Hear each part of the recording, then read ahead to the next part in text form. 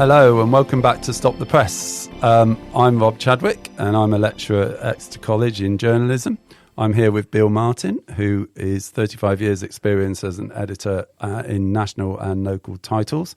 And on the line, all the way from Rio de Janeiro, is Nick Copson, who worked for 20 odd years as a marketing professional.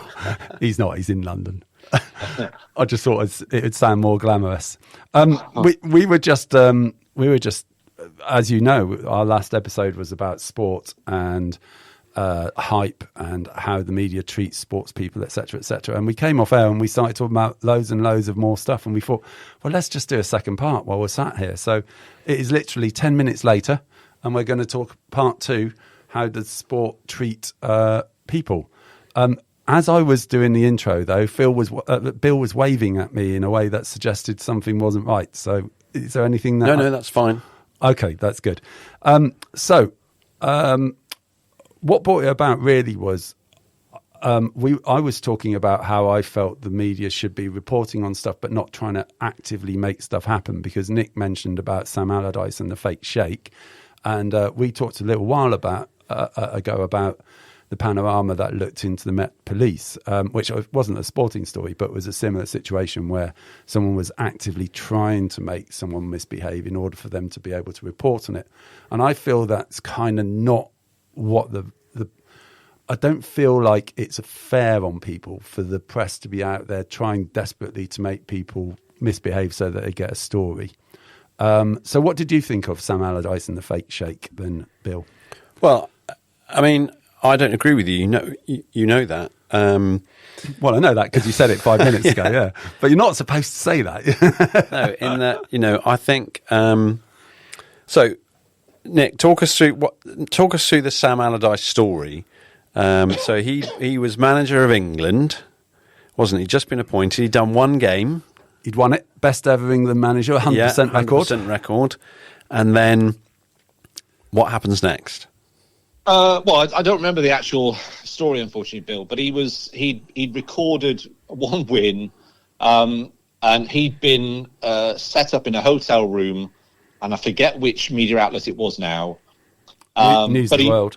News of the World was it? But he'd been exposed on a hidden camera, of course, on somebody's chest, on a briefcase camera, talking about which players and which clubs he could align with potential investment for foreign nations to come into the Premier League. It's behaviour unbecoming of the leader of the England football team, an employee of the FA, etc., who has to be hold themselves to the highest conduct possible. I think my challenge with it was, and by the way, Sam, unfortunately exposed himself as, a dodgy character, which I think most people knew, and certainly the News of the World knew. But the problem was that he hadn't done anything wrong up to that point. The crime, if he had committed one, happened as a result of being set up for this interview, this meeting, which in my eyes is entrapment. It's different to investigative reporting, where the press might be aware of a crime being committed that hasn't reached any stage of prosecution yet, and they delve deeper into it to try and either uncover the truth or to stop the crime progressing even further. This was a crime that hadn't been committed, and they created ultimately the crime themselves. And then Sam lost his job, lost his future career, to be honest. And the News of the World got a great story, and I think that's where the line is crossed, really, for me. They created something out of nothing. And the net result is he's gone. So, I suppose the context is that Sam Allardyce was one of the names that was mentioned in the Bung scandal, where back in the 80s, managers were taking backhanders for signing players. So you would sign a player for 800, or you would agree a fee of 800,000, but pay 750, and 50 would go to the manager as a backhander sort of thing. So I think Sam Allardyce was one of those people who were mentioned in that context. So I'm not saying, just to be clear, that definitely happened, so that I don't get sued, but that he was definitely one of those people that the press viewed as possibly being dodgy, and thereby I suppose you could argue that he left himself open to being investigated in that way. I still feel it's unfair, but I guess that kind of was the rationale behind it from the press's point of view. Bill, do you think? Well, I think in all these situations, I mean, we were talking about him, weren't we? And we were talking about Sven-Göran Eriksson, who was effectively caught with his trousers down, wasn't he? In at least once, if not more than once. Yeah, and Terry Venables was hounded out for betting and in all these situations. There's kind of no smoke without fire, isn't there? And in all those situations, the press have exposed a characteristic or a behavioural trend of someone in a very significant position. Now, if you're the England football manager, or the captain of England, or whoever, or the prime minister, or whoever you are in a high-profile position. If you are in effect shagging around, kind of what do you expect? You say I'm an apologist for the press in these sort of situations. Well, I probably am. I think if you're shagging around, you are going to get reported on. I still think there's a little blur between private life and the job. Shagging around didn't mean Sven-Göran Eriksson wasn't good at being England manager. No, that's true, and that's quite possibly true. But it's about standards in public life, isn't it? And everyone will have different views on that. And there are definitely times when the press has sailed close to the line, I think. But in either of those two circumstances, do I think the press were completely out of order? And I think a lot of the work that the fake Sheikh did, Mazhar Mahmood did for the News of the World, exposing the Pakistani cricket team betting scandal. Everyone can say, poor Mohammed Amir, it ruined his career and that thing. It wasn't him, it was the older players and that thing. But he was involved in it, it was a scandal. They exposed it. I thought it was a brilliant piece of journalism. And that is the arguable point. Would they have got to the bottom of that? And it was really important to get to the bottom of that. It never would have come out. Whether it was important to expose Sam Allardyce as a bit dodgy, I don't know whether that's not important. Well, I think it is important. I think the the whole noise around bungs and agents getting involved in football and whether players were getting signed on the back of whether they're being signed for the right reasons and where the money was going. I think that needs clarity, and I think the press have got a role to play. It's sad that they do have to get involved, but sometimes they do. And people would say this thing about undercover cops. You spend months, within some sort of organisation or film, trying to find something out, waiting for someone to. But it's essentially the same. Undercover cops go into place because they know something isn't right, and they go undercover to try and find out what exactly isn't right. They have some evidential proof already, and they then try and gather the evidence to prove that to prove that thing they've already got evidence for. The same can be said with the Pakistani betting scandal. They knew betting was going on cricket, which was illegal, etc., and that match fixing was going on, and they went undercover to try and expose that match fixing. They didn't know Sam Allardyce was doing anything at all. They went in to just try and get a story. I feel there's a difference between those things. I well, I do too, but I'm not sure I agree with you that they didn't know something. Okay. You think that they already knew Sam Allardyce was susceptible to this sort of thing? Well, I would have thought 100%, Well, he was, because otherwise he wouldn't have done it. Exactly. Having, sat in an editor's chair, sadly not in one as big as the News of the World and that sort of thing, but, any level, investigative journalism at any level is expensive, time-consuming, risky, tiring, stressful. So, there are definitely occasions of kiss and tell type. There have definitely been, young men or women who've been sent out by the press trying to trap celebrities or footballers and that thing. I've no doubt about that. I know a couple of people who've been involved in it. and that, I would say is essentially distasteful. But at the same is that time, a massive difference between that and the Sam Allardyce? no, but at the same time, that the celebrity / footballer and that sort of thing doesn't have to cheat on their wife. I was reading that the next big football scandal is going to be around sex, the sex lives of footballers, because they don't drink anymore. There's a lot of sex going on apparently, and that's going to be the next thing that is exposed across all the papers and stuff. Well, that wouldn't really be a surprise, would it? No. Young men, lots of money. Yeah. It comes back. Listen to you both there. It comes back a little bit to me because I think, Bill, you were saying there's no smoke without fire, and someone was caught with his pants down, and the reality is to achieve any kind of public presence these days with longevity and reputation intact, you have to live like a saint. Whatever that looks like. People don't live perfect lives. I don't. I think I live a holier life than some of the people we're talking about here. But I'm far from my a perfect existence, right? But we've referenced on previous podcasts around, what Angela Rayner did with her tax avoidance, and Rachel Reeves with her licensing on her home and so on. These are small indiscretions, right? But they're pilloried across the press, and I think the reality is, to live a life in a public eye, you have to live like a saint now. Otherwise you're not going to get through day by day without your reputation hauled across the coals. Whether it's Sam Allardyce or Sven-Göran Eriksson doing, something very naive in a private area, that's doing something very naive, or doing something very, very public, you're not going to survive with any reputation at all. And that's a shame, really, because nobody out there is a saint. Even the Pope probably isn't a saint. Well, the Pope isn't a saint. I'm not making a comment there. The Pope decides who is a saint, but the Pope isn't a saint.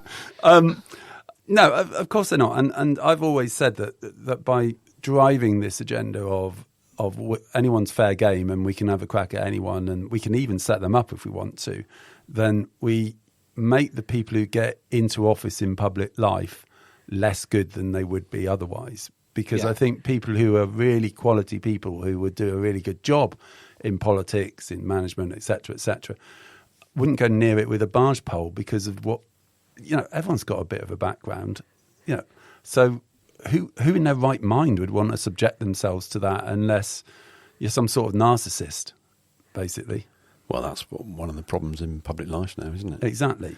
But, I seriously, the press, it doesn't matter whether it's in sport or politics, or the press is really well informed. I remember in my Fleet Street time on Fleet Street, I remember being in an underground bar with a load of other journalists, and I was literally on my second week or something in Fleet Street, and someone said to me, "Oh, there's two massive stories going around at the moment, and we're not sure if anyone will ever report them."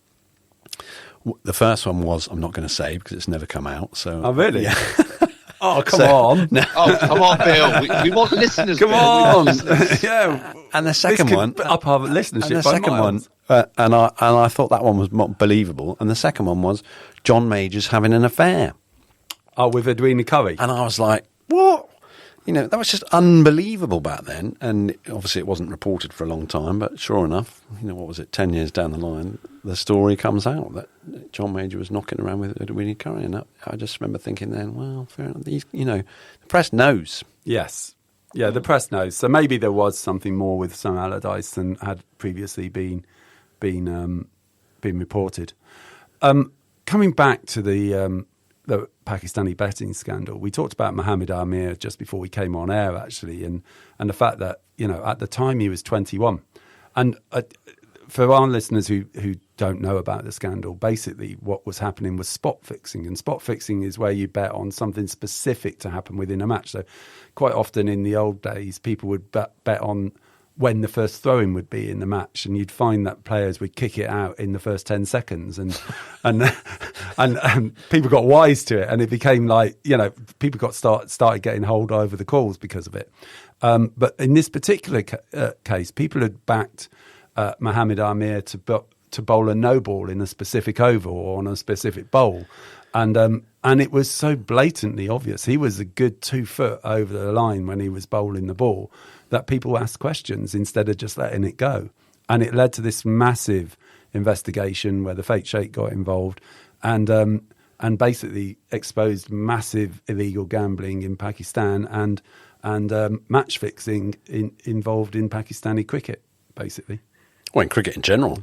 And it's just a shame that Mohamed Amir, as a result, didn't ever come back and got banned, because he did look like a proper talent at the time, didn't he? Oh, I thought he was going to be, one of the most exciting cricketers of that decade. There was no doubt. He was brilliant. It's almost Pakistani cricket hasn't really recovered to any great degree yet. Would you agree? Or I hadn't thought about that. In a sense, maybe not. Reputationally, maybe. I think everyone's moved on a bit from those days, haven't they? I think there are other issues that affect Pakistani cricket perhaps more. Not, including the long-running dispute with India and the fact that Pakistan has found it very difficult to play cricket at home for many years. There's all sorts playing that. But in term, for an individual, it was an absolute tragedy for that young man, and it was really sad. But he was involved. Yeah. Along with Javed Miandad. No, he was a bit before then. It was Salman Butt, I think, was the captain then, wasn't he? Right. Yeah. Another. But there were a few people involved, and it was blatantly obvious. If you're going to do it a little bit less obviously. It would be my advice to any up and coming match fixers. Yeah, but it wasn't just restricted to Pakistan, was it? Hansi Cronje got fixed up in it, didn't he, in South Africa? And do you remember how that came out? Do you remember the media story behind the Hansi Cronje thing, where that came out as well? What was the investigative process? We'll have to look that one up, listeners. I'm getting a no from Bill there. Can't remember. I can't remember either. No, never mind. So yeah, I mean, the media does have a role to play in those circumstances where it needs to find out the nitty-gritty of this stuff. And that investigative reporting, I love. I think it's fantastic. I'm just always a little bit wary when it steps over that line into entrapment. And that doesn't feel right to me. It doesn't feel like we should be entrapping people. And it does. And a lot of these young footballers, and especially footballers, actually come from kind of working class backgrounds. They've left school early. They've not necessarily got the education that they might have. And they're quite easy to kind of will into the wrong situations and stuff. And I do feel that the press has a responsibility to think about, these guys are 24 and 23 and 18 and 17, and maybe we shouldn't be hauling them over the coals for having a tattoo of a gun on their thigh, on their calf, like they did with Raheem Sterling. Yeah. What do you think? I agree. I mean, look, they are heavily media trained now. I mean, let's not forget that. That was different, perhaps in the 80s and 90s.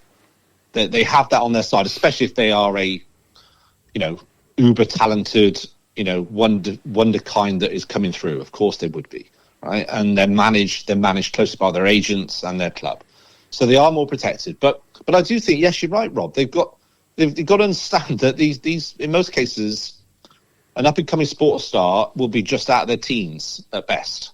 I look back at some of the decisions I made as a teenager, and I'm amazed I managed to last this long. And as an adult as well. Well, correct, Bill. And thankfully, my activities weren't reported on by the press. So I think we expect too much of them. But then again, on the flip side, they are paid handsomely for their endeavours. All I can say is that I hope this summer at the FIFA World Cup, obviously I hope our players don't balls up in any way off the field. I hope they don't balls up on the field, of course.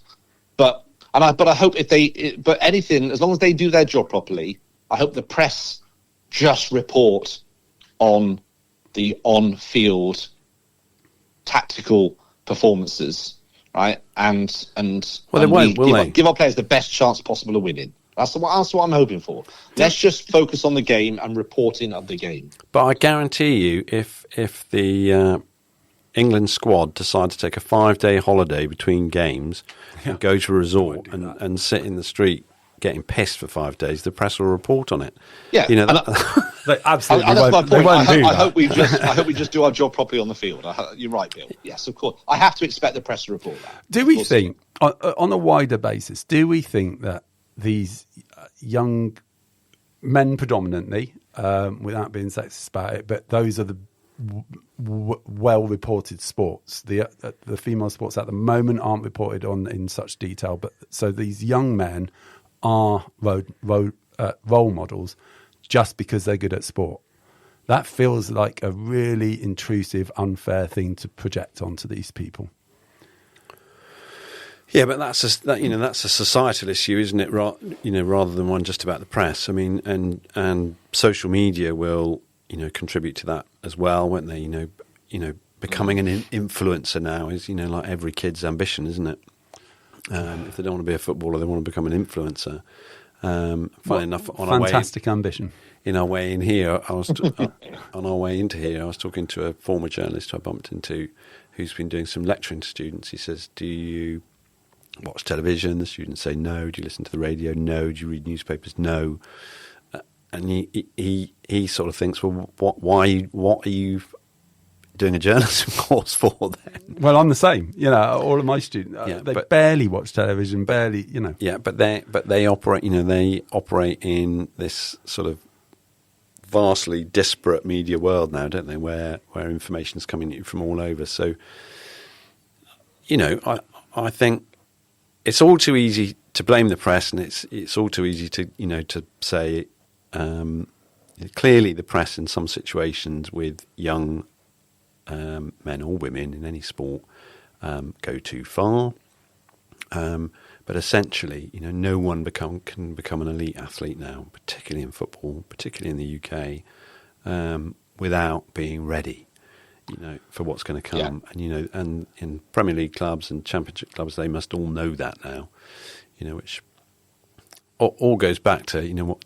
We started on our last episode talking about the Ashes tour to Australia and things like that. It just seems like an absolute car crash that they went out there with no view on how things would look.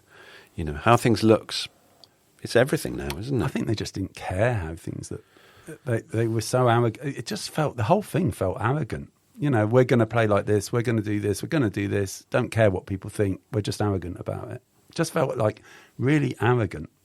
Harry Brook just slashing away after 4 innings of being terrible, or of getting out in terrible ways, still slashing away and running down the pitch on his first ball on the third test, just felt really arrogant. I agree. And you got the captain coming out saying, "Call us anything you like, but don't call us arrogant." You're a bit like, well, that's what it is. Going to call you arrogant because that's what it is, Ben. That's what it appeared. Yeah. And that's so much so, isn't it? That's why so many young people now spend so much money on getting stuff put into their lips and things like that, because it's how they want to appear. Yes. It's, the optics of everything's so important now. Well, last night there was the African Nations Cup final, wasn't there? And yes. And after the debacle of the Senegal players going off the pitch, it like spoilt children, the penalty got taken, and the Moroccan player, instead of just putting it into the corner of the net, tried a Panenka. And it just chipped it into the goalkeeper's arms, and it's like that's new sports people. That's about an individual thinking, I can make a real name for myself in this moment, not thinking I want to win for the team, but I can make a real name for myself in this moment. I can be the person who won the African Nations Cup with a Panenka, and imagine the sports coverage, imagine my social media, etc., etc. That's the difference between a player nowadays and a player from the past, and that's going to be really difficult to manage. And I just wonder. Oh, hang on, you've got another call, Nick. You'll have to hang up on the person that. Sorry, listeners. Nick coming in from afar has given us a couple of technical problems. That's it. Are you still online, Nick? No, he's hung up on Nick as well. Cut him off. Listeners, thank you for listening. I think we got as far as we were going to at that point. Can you tell me what a Panenka is? A Panenka is where a player runs up to the ball taking a penalty, and instead of just slotting it into one of the corners at a normal pace, almost stops for a moment, waits for the goalkeeper to commit, and then chips it to where the goalkeeper has just dived from. Right. But goalkeepers have started getting wise to it, and they're diving just slightly later, or they're recognising it in the run-ups. And the Moroccan player, and I can't remember what his name was, but he tried the Panenka, and as far as I'm aware, the goalkeeper just stood up and caught the ball. And like, it would have been the winning goal, etc., etc. It's so arrogant. It's so look at me rather than play for the team. It just is. Anyway, thank you for listening, listeners. Our next episode is going to be, we're going to catch up about all the news, because there's been some news while we've been away. Like Venezuela, Greenland, etc., etc. You know, by the time we come back, Robert Jenrick, by the time we come back next week, then one of my predictions where where Trump will go mad, the one that I thought was least likely, where Trump would go mad and actually go into Greenland, might have even come true. So who knows where we are next week. So thank you for listening, and we will be back in a couple of weeks' time. Bye.